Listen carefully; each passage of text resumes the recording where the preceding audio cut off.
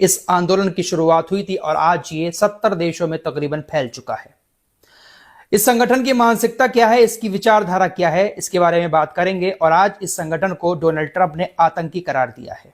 Donald Trump ने आखिर मुस्लिम brotherhood संगठन को आतंकी क्यों करार दिया, क्या है इसकी सबसे बड़ी वजह? और जब अमेरिका किसी को आतंकी करार देता है, उसके ऊपर इनाम रख देता है, तो आप सोच सकते हैं कि उसकी मानसिकता कैसी होगी, मतलब सामने वाले संगठन की मानसिकता कैसी होगी जो अमेरिका उसको आतंकी करार दे रहा है। क्योंकि अमेरिका बड़े बड़े आतंकियों को गले लगा लेता है, जो उसके मतलब का काम करते हैं उन्हीं आतंकियों को गले लगा लेता है, और जो अमेरिका के मतलब का काम नहीं करते हैं वो आतंकी बन जाते हैं। फिलहाल मुस्लिम ब्रदरहुड के बारे में आगे बात करेंगे। साथ ही साथ हिजबुल्लाह के कई सारे बड़े कमांडर्स को इजराइल ने मार दिया है। एक जंग उधर भी अब नई शुरू होने वाली है, इस पर भी बात करेंगे। ईरान ने कह दिया है कि अब हिजबुल्लाह को पूरा हक है बदला लेने का, क्योंकि उसके बड़े बड़े कमांडर्स को इजराइल ने मारा है। साथ ही साथ अफगानिस्तान के ऊपर पाकिस्तान की बेर स्ट्राइक हुई, जिसमें कई सारे बच्चे और महिलाएं मारे गए। इन तमाम खबरों पर विस्तार से चर्चा करेंगे, लेकिन इससे पहले एक बहुत जरूरी जानकारी मैं अपने देश के तमाम लोगों को देना चाहता हूं। वो जानकारी है SIR से जुड़ी। बहुत सारी चीजें मैं आप लोगों को पहले ही बता चुका हूं, ज्यादा SIR के बारे में बात नहीं करूंगा। बस इतना कहूंगा कि आप सभी ने शायद अब तक फॉर्म भर लिए होंगे, नहीं भरे हैं तो जल्द से जल्द भरकर BLO को जमा कर दें। देखिए, जिन लोगों के नाम 2003 की वोटर लिस्ट में हैं वो भी मेरी बात ध्यान से सुने, और जिन लोगों के नाम नहीं है वो भी मेरी बात को ध्यान से सुने। हमारे पास कुछ ऐसे डॉक्यूमेंट्स हैं जिनका होना बहुत ज्यादा जरूरी है। हमने SIR का फॉर्म भर के तो जमा कर दिया है। जिन लोगों के पास 2003 के कागज नहीं है उनको तो डॉक्यूमेंट्स दिखाने ही दिखाने हैं। 9 दिसंबर के बाद नई लिस्ट जारी होगी, उसके बाद नोटिस आएगा, हमें अपने डॉक्यूमेंट दिखाकर यह साबित करना होगा कि हम इस देश के नागरिक हैं। लेकिन जिन लोगों के नाम 2003 की वोटर लिस्ट में हैं उनको भी खामोश बैठने की जरूरत नहीं है। अगर आपके पास आपके कुछ चुनिंदा डॉक्यूमेंट्स नहीं हैं जिससे आपकी नागरिकता साबित होगी, तो जल्द से जल्द उन डॉक्यूमेंट्स को बनवा लें। सबसे पहले आता है आपका जन्म प्रमाण पत्र, इसको जरूर बनवाएं। निवास प्रमाण पत्र, आप कहां पर रहते हैं, आप कहां पर निवास करते हैं, यह भी आपके पास जरूर होना चाहिए। साथ ही साथ जाति प्रमाण पत्र भी आपके पास जरूर होना चाहिए।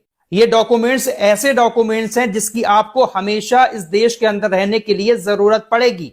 SIR का फॉर्म जमा करने के बाद आप सबसे पहला काम यही करें कि जिन लोगों के पास ये डॉक्यूमेंट्स नहीं है वो अपने डॉक्यूमेंट्स बनवा लें, क्योंकि जिनके नाम वोटर लिस्ट में नहीं है उनको तो इन डॉक्यूमेंट्स की जरूरत पड़ना ही है।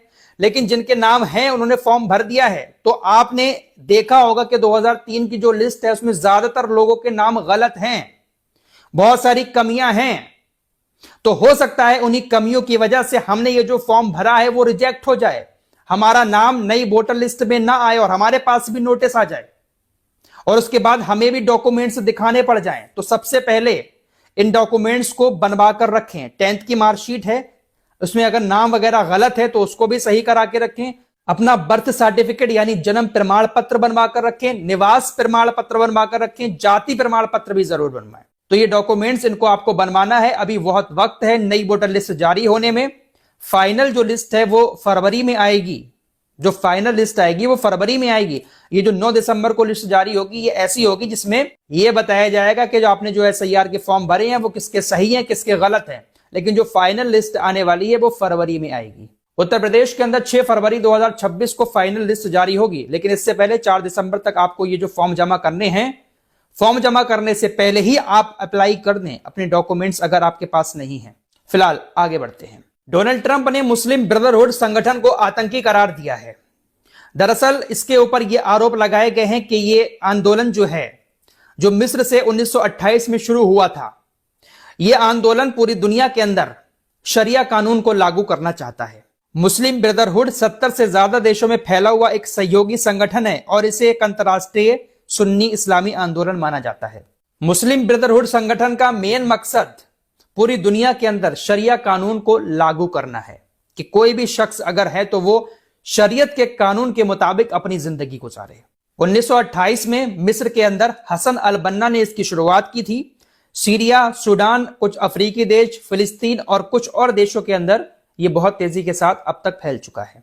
ये संगठन पैगंबर मोहम्मद सल्लल्लाहु अलैहि वसल्लम के जो फरमान है उनको बताता है और कुरान में जो बातें लिखी है उन सारी बातों को लोगों को बताकर पैगंबर मोहम्मद सल्लल्लाहु अलैहि वसल्लम के सुन्नतों के मुताबिक जिंदगी गुजारने के लिए प्रोत्साहित करता है। तो विकिपीडिया पर इस तरह की हिस्ट्री इस संगठन के बारे में मौजूद है, लेकिन इसको आतंकी संगठन इसलिए करार दिया है डोनाल्ड ट्रंप ने, क्योंकि ये कहा गया है कि पूरी दुनिया के अंदर कट्टरता फैला रहा है। डोनाल्ड ट्रंप ने कहा कि हम मुस्लिम ब्रदरहुड को आतंकी संगठन घोषित कर रहे हैं और बहुत मजबूती के साथ करेंगे।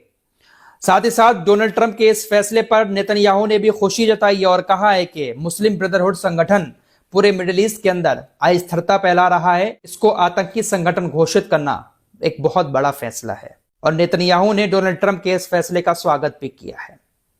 तो अब यहां पर ज्यादा कुछ कहने की जरूरत नहीं है। अमेरिका और इजराइल की नजर में जो आतंकी है वो क्यों है और अमेरिका इजराइल की नजर में एक आतंकी उनका सगा कैसे बन जाता है और क्यों बन जाता है, वो भी हमने अभी कुछ दिन पहले देख लिया। सीरिया के राष्ट्रपति अल जुलानी, जिनके सर पर मिलियंस डॉलर का अमेरिका ने इनाम रखा हुआ था, अमेरिका ने ही इसको आतंकी घोषित किया था और आज व्हाइट हाउस में बैठ चुका है ये बंदा। डोनाल्ड ट्रंप के करीब जाकर खड़ा हो गया, दोस्ती कर ली। तो मुझे ज्यादा कुछ कहने की जरूरत नहीं है कि इनकी नजर में कौन क्या है। इजराइल ने लेबनान के ऊपर एयर स्ट्राइक की जिसमें कई सारे बड़े बड़े कमांडर मारे गए। हिजबुल्लाह का एक कमांडर था जिसका नाम था तब्बातवाई, ये काफी बड़ा कमांडर था, इसको भी मार गिराया।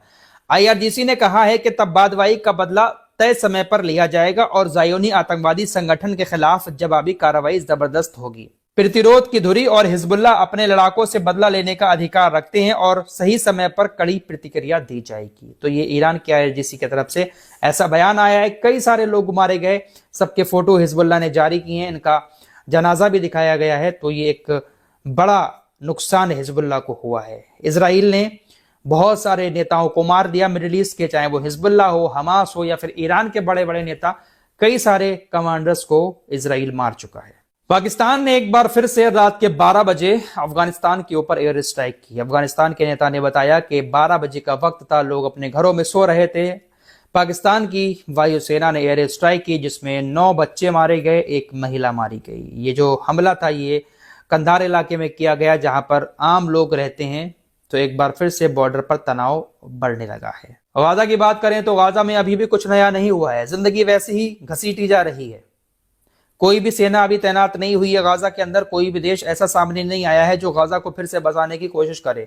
तुर्की, UAE जैसे देश बड़ी बड़ी बातें कर रहे थे लेकिन अभी तक कोई भी वहां पर नहीं पहुंचा है। तुर्की ने एक बार फिर से कहा कि हम अपनी सेना को तैनात करेंगे गाजा के अंदर, लेकिन नेतन्याहू ने कह दिया नहीं, यहाँ कोई तुर्की नहीं आएगा। अगर यहाँ तुर्की आया तो अच्छा नहीं होगा, हम यहां पर तुर्की को घुसने नहीं देंगे।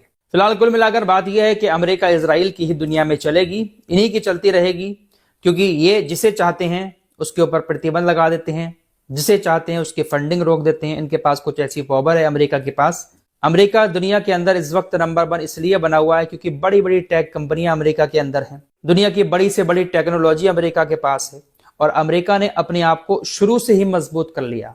जब 40-50 साल पहले देश आज के दौर के बारे में सोचते भी नहीं होंगे, अमेरिका ने आज के वक्त के बारे में सोचना शुरू कर दिया था। इसीलिए उसने अपने आप को पहले से ही बहुत सारी पावर देकर यूनाइटेड नेशंस में मजबूत कर लिया और उसी का फायदा उठाकर वो हर जगह पर, हर देश पर प्रतिबंध लगा देता है। अब ये जो मुस्लिम ब्रदरहुड संगठन पर प्रतिबंध लगाया है, आतंकी करार दिया है, अब इससे बहुत सारे देश जो इसको फंडिंग करते थे वो फंडिंग बंद हो जाएगी।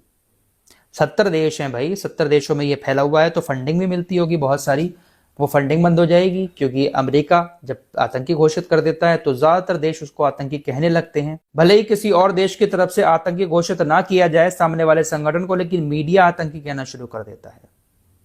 तो ये सब चल रहा है दुनिया के अंदर। इस रिपोर्ट में इतना ही, कुछ और खबरों के साथ फिर हाजिर होऊंगा। अपना ख्याल रखिएगा। अल्लाह हाफिज।